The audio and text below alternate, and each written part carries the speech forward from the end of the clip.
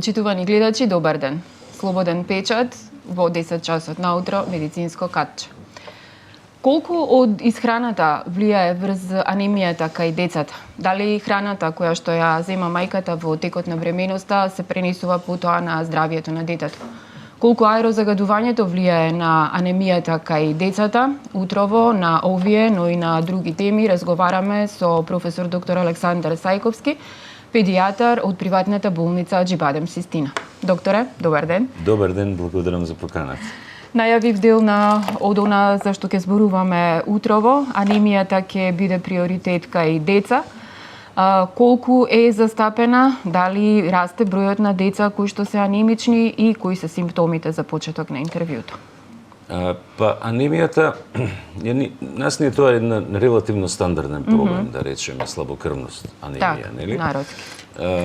Еден релативно стандарден проблем кој што најчесто се поврзува со релативно лоша или слаба исхрана во тек, дали на првата година или понатаму, иако причини за анемија може да има многу повеќе од одредени вродени состојби, да речеме, пошто Македонија е средина во која што има некои вродени анемии, например таласемија, да речеме, нели?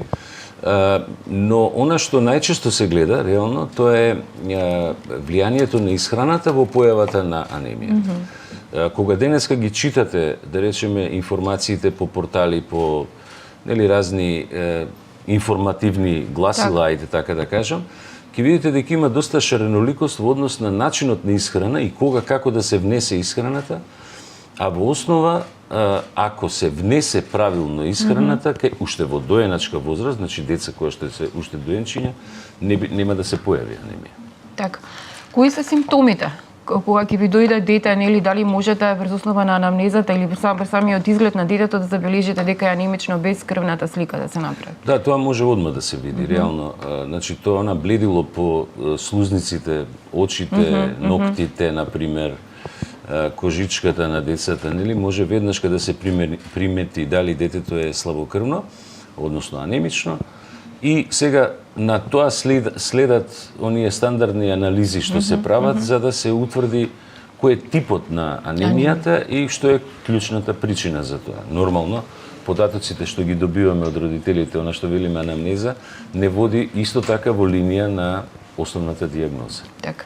Има ли скептици родители кога е исхраната на детето во прашање? Нели, се почесто имаме макробиотска исхрана, па имаме, не знам, исхрана до 12, не се јаде као до 12, па после тоа се јаде. Во принцип, мајките, меѓутоа сепак и татковците, имаат влијание во исхраната, посебно во оние тинејџерски години, кога децата веќе имаат вишок на килограми. Од една страна, и се извинувам, само да го дополнам прашањето, Македонија има премногу гојазни деца, меѓутоа, од друга страна, имаме и деца кои што се неухранети, барем од официјалните статистички податоци кои што зборуваат. Обезитас или дебелина, так, да речеме, особено во школска возраст, кај деца во школска возраст, во осмолетка или во гимназија, е проблем кој што е многу чест во цел свет. Кај нас се зголемува тој. Најголем проблем е во Соединетите американски држави, но исхраната има директно влијание дали ќе се појави анемија или не. Тоа почнува во основа уште во првата година од животот. Односно, кога ќе се внесе дохрана и која дохрана ќе се внесе во исхраната на едно дете.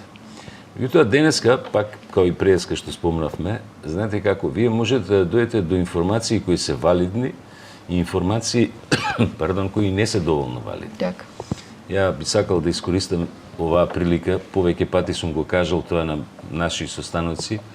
Знаете, Максим Горки има кажано една многу убава реченица. Пазите кога читате книги за медицина. Може да умрете од печатна грешка. Так. Така ви и со ова. Значи, не само за анемијата, и за исхраната. Значи, она што е клучно правило е дека ние, човекот, хуманата популација, по структура сме месојадни животни. Так. Ако така можеме да се крстиме. Так, па сме. И храната во која што има и меснати производи, во основа се главен извор на железо и на протеини за развојот на децата. Денеска нормално има нели покрети многу други, да речеме имате вегетаријанство, веганство и да. така натаму. Тоа е се во ред. Меѓутоа, ја би апелирал до сите родители да во основа сватат дека децата треба да се хранат нормално, ќе речем, нели, каде што има и меснати производи, месо, да речеме, до завршување на растот. Значи, Растот завршува на 18 години. 0-0 денот. После тоа веќе детето останува полнолетно, па и оно може само да одлучи дали треба да се постави на вегетаријанска или на веганска исхрана, да речеме како модел. Ако го пратите, да речеме, развојот на децата, да речеме, новите препоруки за анемии кажуваат дека ако на едно бебе не му се почне со време да се внесуваат храни кои што содржат железо, особено месо, треба да почнеме да му додаваме, без оглед ако му е добра крвната слика, железо како препарат, како капки. Така. Тоа се препораки од Соединените американски држави, значи не се наши нешто локални препораки. Така да храната има екстремно големо значење. Е во тој контекст, кога сме кај храната, морам да напоменам дека Европска унија, односно цела Европа, има своји протоколи за исхрана, значи за сите возрастни категории, посебно е за децата. За деца. Има една агенција која се вика European Food Safety Agency, EFSA, која има издадено препоруки и ги обновува препораките. И тие препораки се многу интересни, меѓутоа треба човек да ги прочита. Ги има на сите јазици на европските земји, нели? Тоа е еден документ на некои 130 страни. Например, таму убаво пишува дека таму во 5+, значи 5 месеци и нагоре, треба кај едно дете да се почне со лосос и компир. Треба да се внесува телешко месо, пилешко месо. Ако не се внесе, детето ќе влезе во анемија. Кај нас тоа не е баш така во нашава средина. Во нашава средина лосос се дава, мислам дека и над 6 месеци се препорачува како здрава храна, да. Знаете како, многу е интересно кога збориме за исхраната и анемијата. Например, кај нас има во цела ова, па дури можем да кажем цел Балкан, не е само Македонија. Има некои навики многу интересни. Луѓето даваат, например, од 5 месец авокадо, урма, киноа. Даваат киноа, нели, што е окей, мислам, се е тоа окей. Меѓутоа, не внесуваат, например, патлиџ. Што е доминантен за нашево подрачје и здрав. Значи, мој совет е исто така да сепак мора да внесуваме, ние сме сепак генетски предодредени, значи ние влечеме гени кои што се милениуми години уназад на овој простор, кои што се идат од генерација во генерација. Нашите гени се да се внесува таа храна што тука расте, доминантно. Докторе, време на грипови, кога се децата во прашање, колку загадувањето влијае на влошување на нивната состојба и дали еве конкретно бидејќи имате искуство децениско, има ли екстремно тешки случаи на деца годинава од грип? И дали загадувањето има влијание? За жал да. Оваа година, за разлика од некои претходни години, има извонредно тешки болни дечиња со грипот. Оваа година грипот е многу вирулентен, многу е патоген и вирулентен. Значи, оваа година грипот прави не само да прави инфекции кои што се глобални, па најчесто респираторни, нели, со тешко дишење, меѓутоа има дечиња кај кои што се јавуваат инфекции системски и пробива и према други внатрешни органи. Најопасно е према мозокот, нели, воспаление на мозок. За жал, она што се приметува, еве и кај нас во Систина исто, тоа е дека оваа година има многу микс меѓу инфлуенца и еден друг вирус се вика РСВ, респираторен синцицилен вирус. И тие често се мешани и даваат изузетно озбилна клиничка слика, изузетно тешка клиничка слика. За жал тоа е така, треба да се почне, значи исто, пак ќе речам као совет, на првите симптоми треба да се почне со лекување, да не се чека, особено ако е инфлуенца, има А и Б. Да. А е потешка. Меѓутоа, за да го избегнеме тоа, треба да ги користиме вакцините. Така, И кај децата, не само кај возраст. Да, меѓутоа, еви со вашиве колеги во извинатите интервјуа, годинава некако како да не се погоди типот на вирус за грип. Имаше многу вакцинирани луѓе кои што се болни.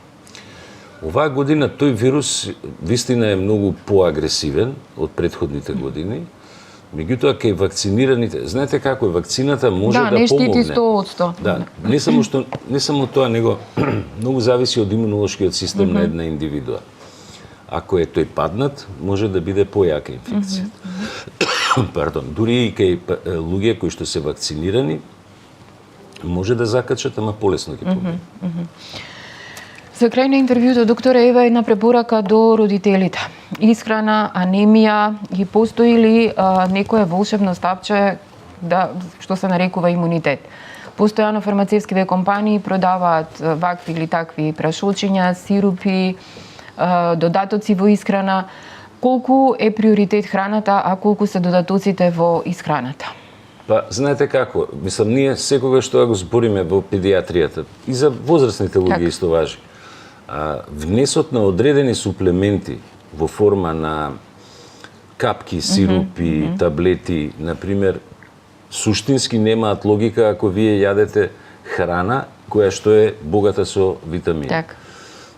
Еве, чисто онака као мала информација, ако пиете сок од портокал, ќе треба да внесете суплемент. Ама ако го јадете целиот портокал, нема потреба, затоа што во пулпата се тие биофлавоноидите, кои што уствари не штитат од инфекции. Сакам да кажам, ако е исхраната балансирана и добра, ние грото од минералите, олигоелементите ги внесуваме. Ако кај некоја индивидуа треба да се појача, така сега да го употребам тој термин, нели, да се појача имунитетот, тогаш има веќе одредени лекови и помошни лековити средства кои што може да помогнат, ама нема потреба кај сите. Така. Кога е вистинското време, освен витамин Д, еве бидејќи сте педијатар, работите со најмладите, да почнат да се додаваат овие суплементи? Витамин Д даваме од 6-7 ден, нели? Витаминот Д го даваме кај децата обавезно во првата година, најчесто и цела втора година, и во зимските месеци понатаму, но витаминот Д и за нас битен, за возрастната популација, затоа што за жал, без оглед што сме ние држава која што е со многу сончеви денови, ние сме земја каде што има многу дефицит на D-витамин. Извинете. Не, борете. И за крај уште на интервјуто една препорака на родителите доколку забележат дека нивното дете е анемично, што е прво што треба да направат? Значи, пред се мора да се дефинира од што е анемијата. Дали е заради дефицит на железо, дали е лоша исхрана, дали е дефицит на некој, да речеме, може да е дефицит на железо и фолна киселина и витамин B12. И треба да се направи лабораторија која во тој дел ќе помогне. Има неколку лабораториски анализи кои што се прават во тој дел и кога ќе дојдеме до правата информација што е, тогаш со третманот ќе се реши. Не е само да дадат железо, значи ако родителите видат дека е низок хемоглобинот и црвените крвни зрнца, да речеме, не е само да дадат железо. Чак и да е ниско железото, еве и тоа да го направиле како анализа, треба да се проверат и некои други минерали и витамини. Така. Докторе, ви благодарам за гостувањето во Слободен печат. Вие, почитувани гледачи, останете со нашата програма, следете го веб изданието и секако очекувајте го издавањето на нашиот весник. Ви благодарам за вниманието.